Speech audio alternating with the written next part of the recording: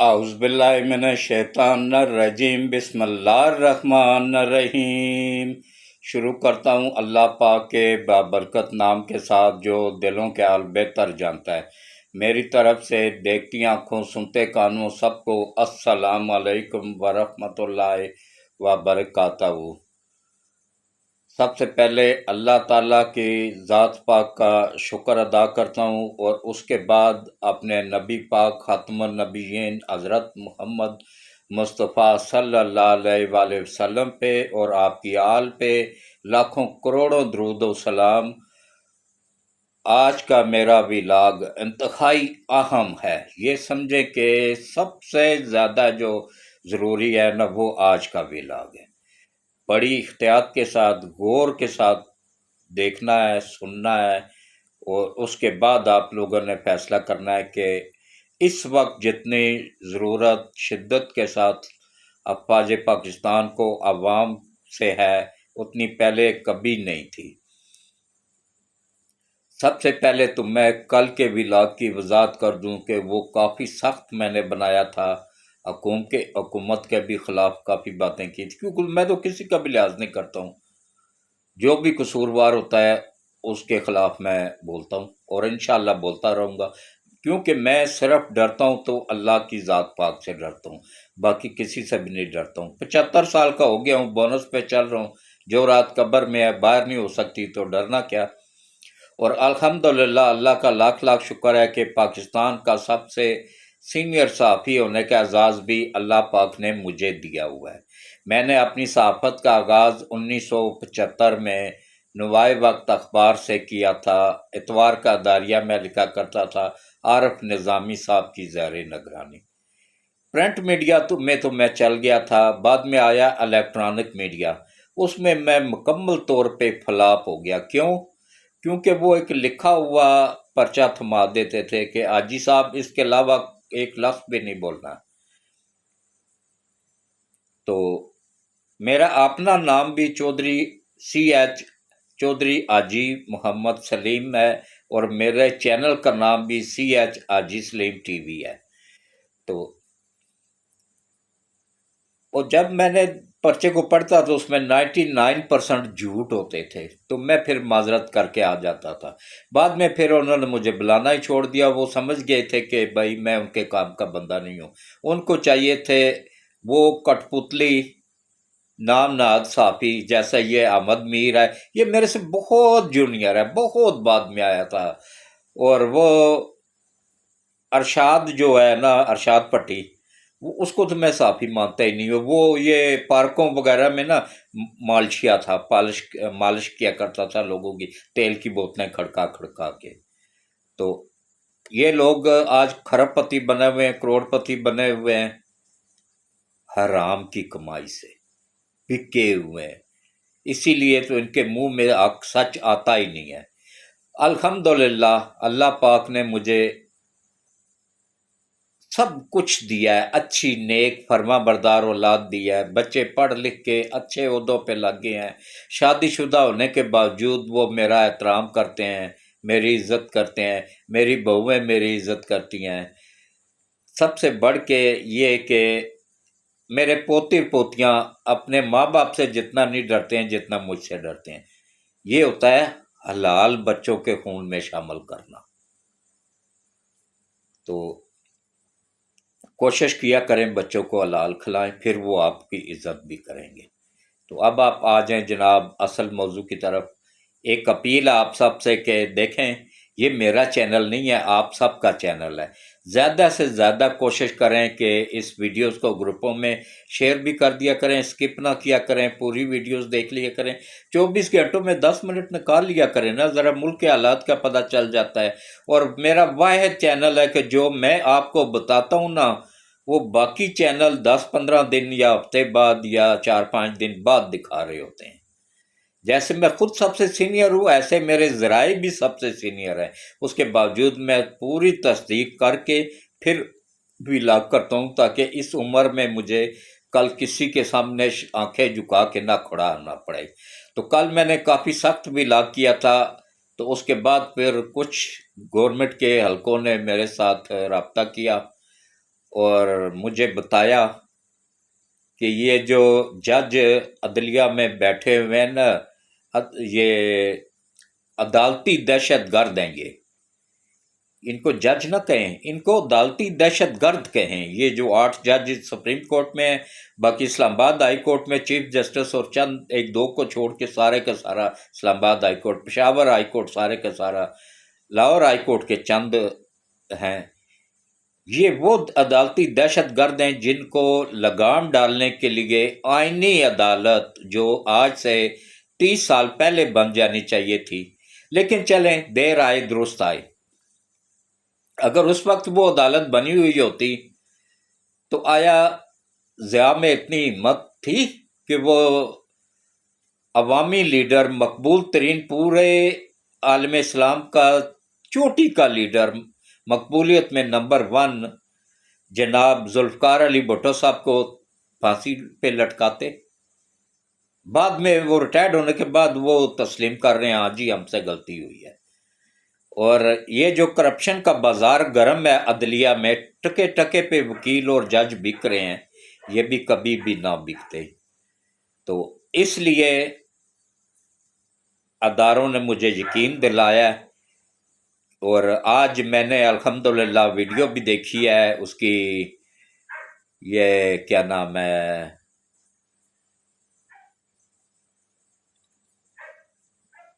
یہ بے نظیر کے بیٹے کی، اس کا نام اب کچھ یادداشت کافی حد تک کمزور ہو گئی ہے، بھول بھی جاتا ہوں۔ تو اس نے بھی کہا ہے اور باقی لیڈروں نے بھی کہا ہے کہ چاہے چی کرو یا پی کرو، الٹے لٹکو یا سیدھے لٹکو، آئینی عدالت بن کے رہے گی۔ اس میں بھلا کئی آ جائیں۔ اچھا دیکھیں، ایک نام تھا مولانا مفتی محمود کا، یقین جانیے یہ فضلو ڈیزل نے آ کے باپ کا نام بھی بدنام کر کے رکھ دیا ہے۔ یہ جو اس مرتبہ یہ بکا ہے نا، یہ اکیلا نہیں بکا ہے، یہ سب سے زیادہ خربوں میں بکے ہیں۔ میں نے کیا کہا تھا؟ میں نے آج سے 1 سال پہلے کہا تھا نا کہ پی ٹی آئی سے عالمی طاقتیں مایوس ہو چکی ہیں، اور یہ جو الیکشن ہوئے ہیں نا، اچھا ان میں آپ لوگوں کو بتاتا ہوں۔ ایک تو یہ بتاؤں گا کہ وہ آئینی عدالت کیوں ضروری ہے، اور اب میں بتاتا ہوں کہ ان الیکشنوں میں کیا ہوا ہے۔ یہ جو ابھی الیکشن ہوئے ہیں نا، جن کو 1 سال ہوئے ہیں، 1 سال سے جو الیکشن کے بعد درخواستیں آتی ہیں نا کہ بھائی ہمارے ساتھ دھاندلی ہو گئی ہے، ہمارے ساتھ فراڈ ہو گیا ہے، ہمارے حلقے میں جعلی ووٹ بکتائے گئے ہیں، ان سب کو بنانے کے لیے ایک ٹریبونل بناتا ہے الیکشن کمیشن، ان سب درخواستوں کو، شکایات کو سننے کے لیے۔ یہ اس مردود بندیال نے، اللہ اب میں کیا کہوں، کچھ بھی نہیں کہتا ہوں، کیونکہ کل میں نے بڑا سخت ولاگ بنا لیا تھا، تو میرے اپنے بچوں نے بھی کہا کہ ابو جی آپ بزرگ آدمی ہیں، بد دعائیں نہ دیا کریں۔ تو میں نے کہا بھائی میں ان کو دعائیں بھی کیسے دوں؟ یہ تو وہ ہیں جنہوں نے عدلیہ میں بیٹھ کے عدلیہ کا بیڑا غرق کیا ہے۔ اس بندیال مردود کی وجہ سے ہی آج 1 سال ہونے کو ہے، وہ سٹے لگا ہوا تھا اس پہ، انکوائری ہونے پہ، انکوائری کمیشن جو تھے نا، جنہوں نے انکوائری عدالتیں جنہوں نے وہ تحقیقات کرنی تھی نا، تو پنجاب میں، تو ان پہ لگا ہوا۔ اور اس میں آپ لوگوں کو بتا دوں، میں گارنٹی کے ساتھ کہتا ہوں 25 سے 30 سیٹیں جو پکی مسلم لیگ نون کی ہیں، جو یہ عالمی طاقتوں کے ڈالر لگا کے 1300 ارب ڈالر آیا تھا الیکشن میں استعمال کے لیے، اس سے آپ اندازہ کر لیں۔ اور اس کے باقاعدہ پکے ان کے اپنے لیڈر کے ثبوت میں میرے پاس موجود ہیں، جو پہلے ان کا تھا اب پارٹی سے نکل گیا، اس نے سب سچ بتا دیا ہوا ہے کہ کیا کچھ ہوا ہے ان الیکشنوں میں، کس طرح جیتے۔ اچھا فارم 47 یہ کہہ رہے ہیں نا، یہ فارم 47 کی پیداوار ہے، فارم 47 اوریجنل ہے، فارم 45 2 نمبر بنائے گئے ہیں، یہ سب پی ٹی آئی والوں نے پیسہ لگا کے وہ ان کو ساتھ ملا کے، جو یہ ڈیوٹیاں دے رہے تھے نا، یہ اسکول ٹیچر مرد اور خواتین، ان کو ساتھ ملا کے تو یہ فراڈ کیا گیا ہے، اور انشاءاللہ 25 سے 30 سیٹیں واپس مسلم لیگ نون کے پاس آ جائیں گی، یہ انکوائریاں ہونے، اس کا اب سٹے ہٹ گیا ہے۔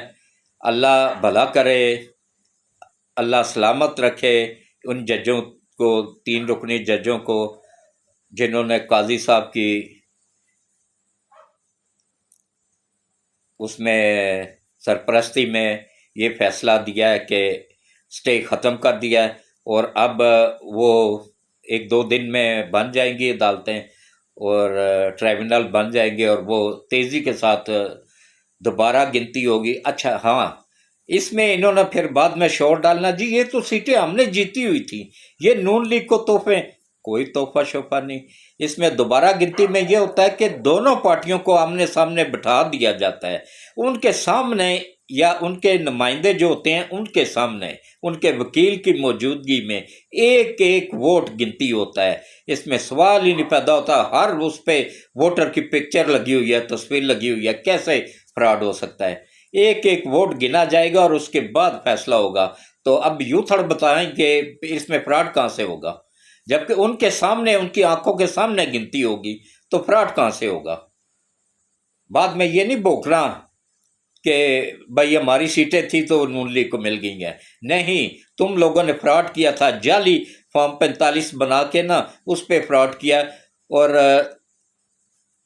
تھما دیا کہ بھائی 47 جن کے پاس ہیں انہوں نے نہیں کیا تھا، یہ فراڈی جماعت یہ ہے، یہ سیاسی جماعت ہے ہی نہیں، یہ تو ایک فتنہ ہے، یہ قادیانیت کا پھیلایا ہوا ایک فتنہ ہے۔ اور جو لوگ اس میں گرفتار ہو چکے ہیں نا، اللہ ہی ان کو ہدایت دے یا اللہ ان کو نیست و نابود کر دے، دونوں میں سے جو بھی کام بہتر میرے مالک کو لگے وہ کر دے، کیونکہ اب یہ حد سے زیادہ گزر گئے ہوئے ہیں۔ میں کہتا ہوں، میں حلفاً قسم کھا کے کہتا ہوں کہ ایک غیر مسلم کو مسلمان کرنا آسان ہے، کسی یوتھڑ کو سمجھانا ناممکن ہے ہی نہیں، سمجھ ہی نہیں، کوئی پیدا ہی نہیں ہوا جو ان کو سمجھا سکے۔ یہ وہ نسل، گندی نسل تیار ہو چکی ہے، عمرانڈو نسل۔ تو یہ 25 سے 30 سیٹیں گورنمنٹ کے پاس آ جائیں گی، ان کے ویسے ہی 2/3 اکثریت پوری ہو جائے گی۔ اب فضلو اپنی سیٹیں اپنے پیچھے ڈال لے، وہ جا کے گود میں جن کی بیٹھا ہوا ہے نا ان کے ساتھ ہی چلے، انہوں نے ہی اس کا بیڑا گر کیا ہے۔ یہ وہی ہے جو ان کو ہر ایک جلسے میں عمران خان اتنا بے عزت کرتا تھا نا، لیکن ایسا بغیرت اور ڈھیٹ آدمی ہے نا، پھر بھی وہ اسی کی گود میں جا کے بیٹھا ہے، کس لیے؟ ڈالروں کے پیچھے۔ یہ سب بکاؤ لوگ ہیں، ابھی اور بہت سارے لوگ بکنے ہیں۔ میں کیا کہہ رہا تھا، ابھی جج بکے ہیں، وکیل بکے ہیں، سیاستدان بکے ہیں، ابھی اور کچھ بہت بکنا ہے، کیونکہ 30 سال انہوں نے جن طاقتوں نے محنت کی ہوئی ہے نا، ابھی یہ دیکھیں چائنا کا صدر وزیر اعظم آ رہا ہے نا، وہ سی پیک 2 کا افتتاح کرنے کے لیے، اس میں جو ریل گاڑی کا پٹڑی بھی بچھائی جائے گی اس کا بھی افتتاح ہوگا، اور اس کے بعد پھر فیکٹریاں کارخانے جو پاکستان شفٹ ہو رہے ہیں نا اس کا بھی افتتاح ہو جائے گا۔ تو اس کو روکنے کے لیے اب پوری طرح عالمی طاقتیں متحرک ہو چکی ہیں کہ کسی طرح افراتفری پھیلائی جائے، حالات خراب کیے جائیں تاکہ وہ دورہ ملتوی ہو جائے۔ اور اس میں دیکھیں جماعت اسلامی بھی آ رہی ہے اب میدان میں، اور یہ عوام کو سوچنا چاہیے کہ یہ جماعت اسلامی نہیں ہے، یہ جماعت اسلامی اسلام کے نام پہ بنی ہوئی ایک بدنما عالمی طاقتوں کی ایجنٹ ہے۔ اور یہ جتنے بھی اسلام کے نام، مولانا فضل الرحمان کو بھی کوئی دیکھ لیں، میں اس کی پیروں کی طرح عزت کرتا تھا، اس کی وجہ سے نہیں، اس کے باپ کی وجہ سے، کیونکہ وہ میرے دوست تھے، اللہ ان کو جنت نصیب کرے، نر آدمی تھا، یہ پتہ نہیں کس پہ چلا گیا ہے۔ تو اس کے بعد اور ابھی بہت سارے بکیں گے، بہت ساری جماعتوں کو، نون لیگ کے اندر سے بھی لوگ بکیں گے، یہ بھی میں آپ لوگوں کو بتا دوں۔ خربوں ڈالر کی جب پیشکش ہوتی ہے نا، اس میں یہ کیا نام ہے، جسٹس منصور علی شاہ جیسا اصول پسند قابل آدمی، چوٹی کا وکیل، چوٹی کا جج، اگر وہ بک گیا تو باقیوں سے کیا کہ۔ بس اللہ ہی محفوظ رکھے ہمارے ملک کو اور غیب سے مدد فرمائے ہمارے ملک کی۔ ہاں، جب یہ آئینی عدالت بن جائے گی نا تو اس وقت یہ جج بھی بکنے سے باز رہیں گے، کرپشن کرنے سے باز رہیں گے، اور اسی طرح تو اسی وجہ سے تو یہ چیخ رہے ہیں، اور ایماندار جج نہیں چیخ رہے ہیں، ان کو وہ تو شکر ادا کر رہے ہیں، ایماندار وکیل بھی نہیں چیخ رہے ہیں، وہ بھی شکر ادا کر رہے ہیں، کیونکہ آئینی عدالت پوری دنیا میں موجود ہے، یہ صرف پاکستان میں نہیں بن رہی ہے، پوری دنیا میں موجود ہے، ہر جگہ پہ بنی ہوئی ہیں۔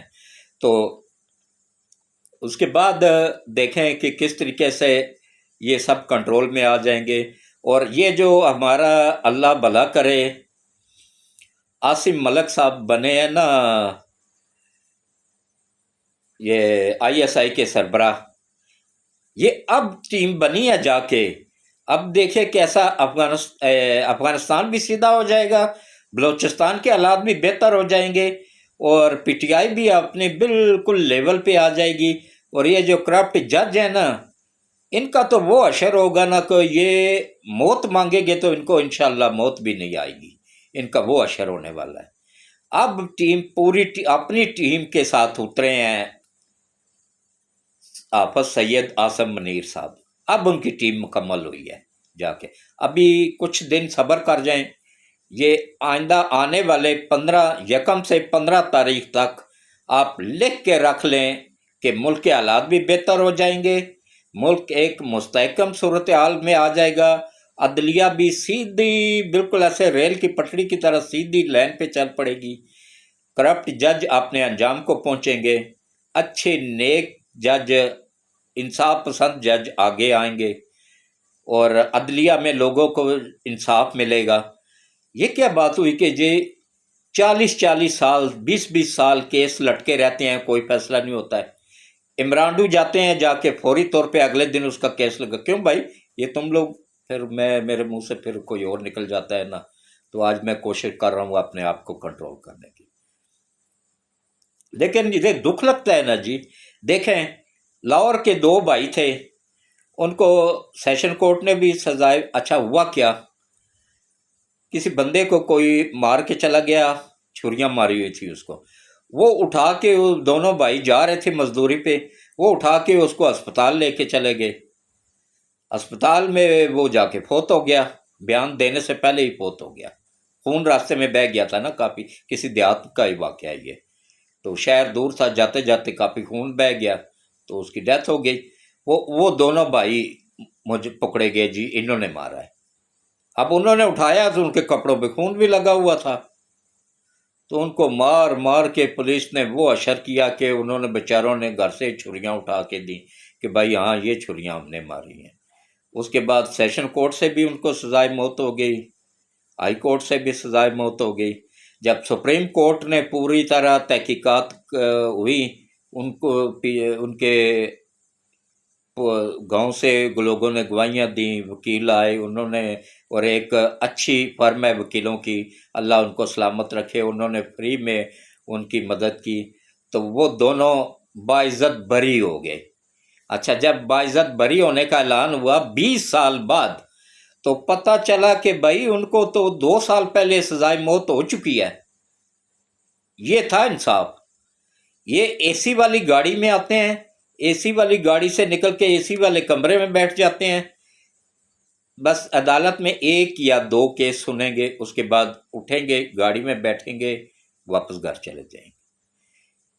ان کو دڑا مرچوں والا ڈنڈا نیچے سے گھسیڑ کے نا تو منہ سے باہر نکالے گی وہ جو آئینی عدالت بن رہی ہے، پورے 8 گھنٹے یہ بیٹھیں گے، کیس سنیں گے، اور یہ لوڈ کم سے کم ہوگا، یہ بہت پہلے بن جانی چاہیے تھی عالمی عدالت، یہ نہ آئینی عدالت، پھر ان پہ چیک اینڈ بیلنس کا سسٹم بھی ہوگا، کوئی جج کرپشن بھی نہیں کر سکے گا، غلط فیصلہ بھی نہیں دے سکے گا، اور غلط بندے کو، یہ کیا بات ہوئی کہ جی 26 کروڑ عوام کے منتخب وزیر اعظم نواز شریف کو وہ جسٹس کھوسا، اللہ اس کی نسلوں کو بھی تباہ کرے، اس نے خود بلا کے کہا جی خان صاحب آپ کیوں سڑکوں پہ ذلیل ہو رہے ہیں، ہمارے پاس آئیں ہم آپ کو انصاف دیتے ہیں، क्या इंसाफ दिया? चलती हुई हुकूमत को ख़त्म कर दिया। किस वजह से?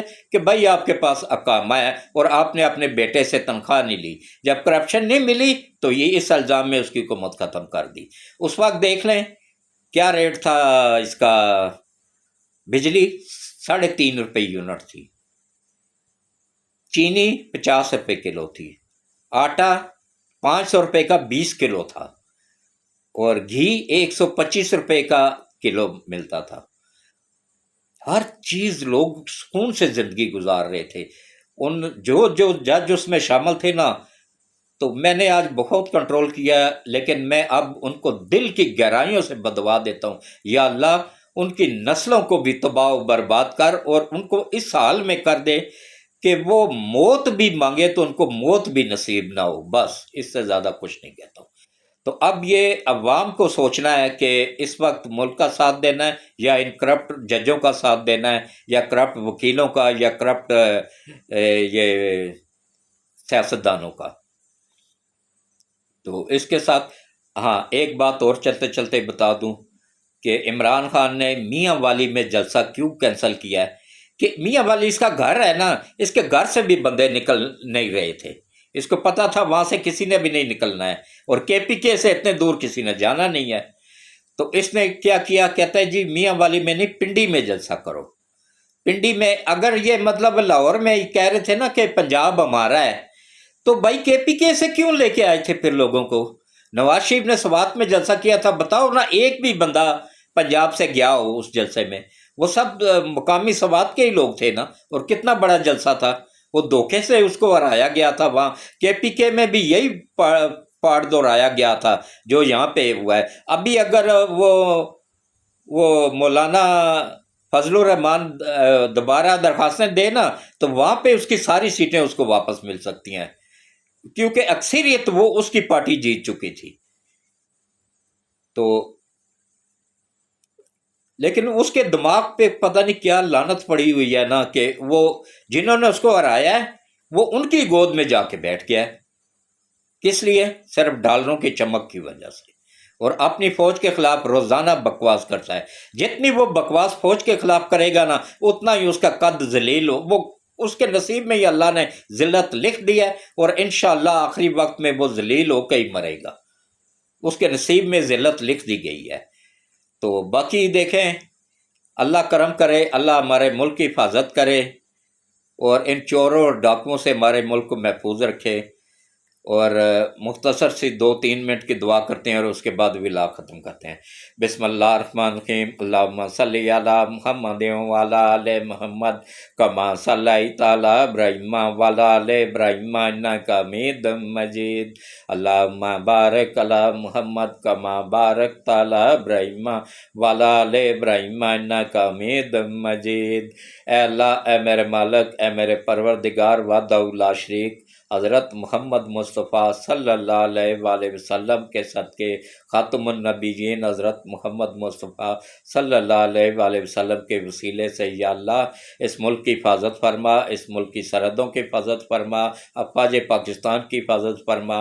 हाफ़िज़ सैयद आसम मुनीर साहब को लंबी सेहत वाली, ईमान वाली ज़िंदगी अता फरमा, उनको, उनकी फैमिली को, उनके वफादार साथियों को अपनी हिफ्ज़-ओ-मान में रख। और या अल्लाह हमारे नए जो चीफ़ आए हैं, ISI चीफ़ आसिम मलिक साहब, उनको, उनकी फैमिली को अपनी हिफ्ज़-ओ-मान में रख।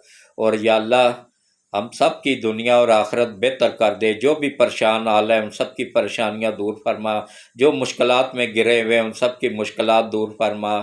और या अल्लाह जितने भी बीमार हैं, घरों में, अस्पतालों में, उन सबको शिफाए कामिला आजिला अता फरमा। जो बे औलाद है उनको अच्छी नेक और फरमा बरदार औलाद अता फरमा। जिनकी औलाद नाफरमान है उनको अपने माँ बाप का फरमा बरदार बनाने में गैब से मदद फरमा। और या अल्लाह जिनके ऊपर कर्ज़ है उनकी, उसकी अदायगी में गैब से मदद फरमा और आसानी पैदा फरमा। और हम सब को पाँचों वक्त बाजमात नमाज पढ़ने, कुरान पढ़ने की तौफीक अता फरमा, और हम सब की दुनिया और आखिरत दोनों बेहतर कर दे। और या अल्लाह हम सब से राज़ी हो जा, हम सब की परेशानियाँ दूर फरमा, मुश्किलात दूर फरमा। और या अल्लाह जो भी सरहदों के ऊपर हमारे बच्चों को, हमारे अफ़वाज पाकिस्तान के जवानों को शहीद कर रहे हैं, उन सब को या अल्लाह فیملیوں سمیت تباہ و برباد فرما۔ جو بلوچستان میں غدار ہیں یا اللہ، نبی پاک صلی اللہ علیہ وآلہ وسلم کے صدقے ان سب کو تباہ و برباد فرما، اور یا اللہ جو وفادار ہیں ان کو آگے آنے کی توفیق عطا فرما، اور ہم سب کی دنیا اور آخرت دونوں بہتر کر دے، اور روز قیامت حضرت محمد مصطفیٰ صلی اللہ علیہ وآلہ وسلم کی شفاعت نصیب فرما۔ آمین ثم آمین۔ اللہ حافظ۔